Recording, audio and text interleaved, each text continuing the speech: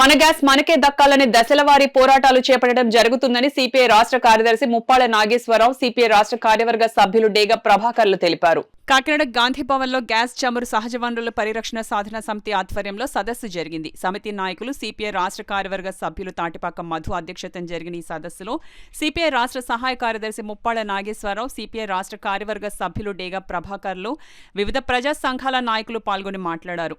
మన తీర ప్రాంతంలో చమురు ఉత్పత్తి ఆంధ్ర ప్రజల ఆర్థికాభివృద్ధికి చాలా కీలకమైందని వక్తలు పేర్కొన్నారు. ఈ సందర్భంగా సిపిఐ మధు మాట్లాడుతూ కాకినాడకు 30 కిలోమీటర్ల దూరంలో సముద్ర గర్భం నుండి జనవరి 7న ముడి చమురు ఉత్పత్తి ప్రారంభమైందని, ఇక్కడ ఉత్పత్తి విలువ కొన్ని లక్షల కోట్లకు మించి ఉంటుందన్నారు.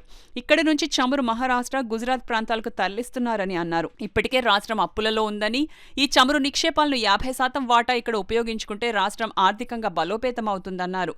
ఇందుకోసం మన వాటా మనకు దక్కే వరకు ప్రజా సంఘాలతో కలిసి పార్టీలకు అతీతంగా ఉద్యమిస్తామన్నారు.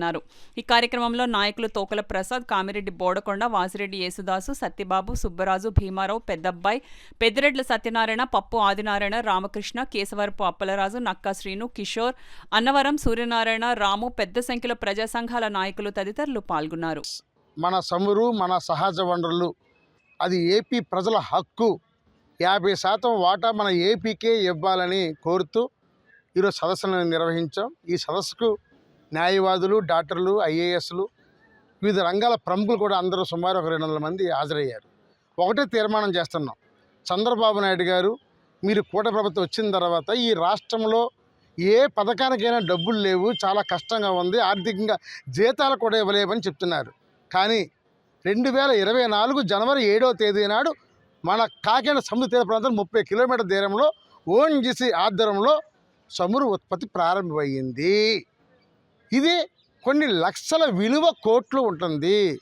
దీన్ని బడా కార్పొరేట్ వ్యక్తులు అందరూ కూడా అన్యాయంగా ఇక్కడి నుంచి గుజరాత్కు, మహారాష్ట్రకు తరలించిపోయే ప్రమాదం ఉంది. అందుకని ప్రశ్నించే పవన్ కళ్యాణ్ గారు, చంద్రబాబు నాయుడు గారు అందరూ కూడా మీరు అమిత్ షాతో, మోడీతో మాట్లాడి ప్రపంచంలో ఎక్కడైనా సరే ఏదైతే సహజ వనరులు ఉంటుందో అక్కడ 50% వాటా ఆ ప్రజలకు ఇవ్వాలని సుప్రీంకోర్టు చెప్పింది.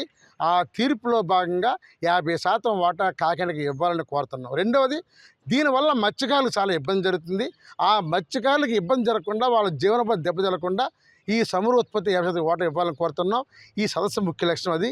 ఇవ్వకపోతే మాత్రం అన్ని రాజకీయ పార్టీలు, అన్ని ప్రజా సంఘాలు, యువజన సంఘాలు అందరినీ కలుపుకుని ఒక దశల వారి పోరాటం నిర్వహిస్తామని తెలియజేస్తున్నాం. తాటిపాక మధు, గ్యాసు చమురు నిక్షేపాల పోరాట కమిటీ.